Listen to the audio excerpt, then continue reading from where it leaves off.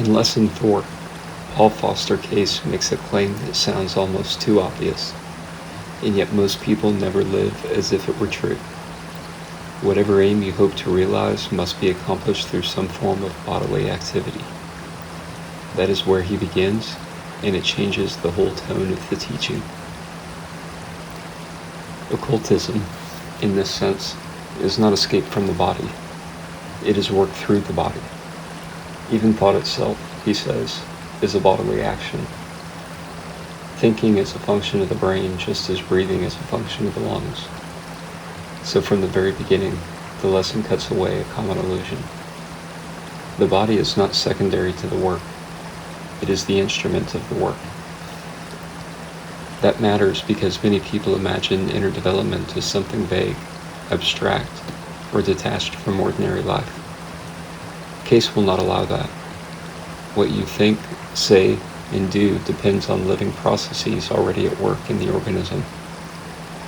Your aims are not fulfilled by wishful thinking alone, but through the cells, nerves, glands, and organs by which intention becomes action. In other words, if you want transformation, it cannot remain an idea. It must take root in the structure and function of the body itself. From there, Case widens the argument. He says both science and occult doctrine point toward the same broad truth. Life appears when elements are arranged in the right pattern. He calls the underlying force light power, or life power. The language may sound old, but the meaning is direct enough.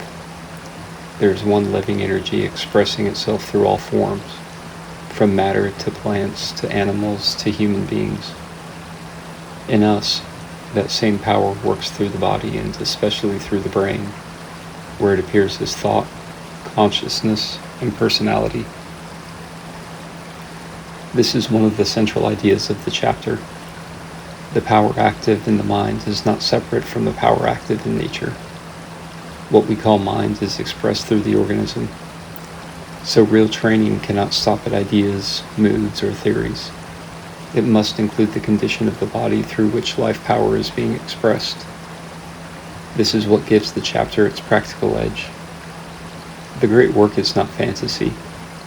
It is the gradual refinement of the organism so that life power may work through it more clearly and more powerfully. That is why Case speaks of unusual men and women, people with greater command over themselves and greater power in action. He does not treat them as magical exceptions in a theatrical sense, but as examples of higher development. Their training affects the body in real ways. It changes chemistry, structure, function, and capacity. The blood, the glands, the brain, the nervous system, all of these belong to the work. And here Lesson 4 connects directly with the previous lesson.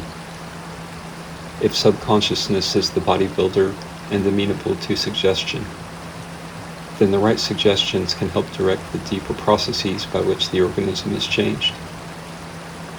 But Case does not begin with advanced exercises. He begins with preparation.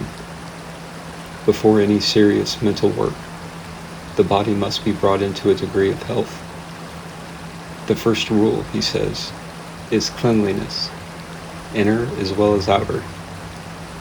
That is one of the strongest points in the chapter, because it removes all glamour from the beginning of the path. The first steps are not mysterious. They are disciplined. Then he becomes very direct. Drink enough water. Learn enough about food that you are nourished rather than poisoned. Breathe deeply and regularly. Practice good posture. Attend to the plain conditions of health. These are not side notes. They are prerequisites. If a person will not establish these foundations, that person is not ready for more advanced instruction. It is a severe standard, but an intelligent one. Higher work requires a sound instrument. Case presses the point still further in the final section. Mental exercises, he says, are valid only when the body is supplied with proper food, sufficient water, and enough pure air. Sometimes mental practice may even be dangerous when the body is burdened by toxicity or neglect. That warning gives the lesson real weight. The mind cannot be trained well through a weakened or disordered vehicle. If the instrument is compromised, the work is compromised. So the message of Lesson 4 is simple, practical, and exact. Every aim must be realized through bodily activity. Thought itself is bodily activity. The same life power that moves through nature also works through the human organism. Therefore, the first stage of occult training is not spectacle, but order. Cleanliness, nourishment, water, air, posture, and respect for the body. Once that foundation is laid, the deeper disciplines have something real to build on. That is Lesson 4.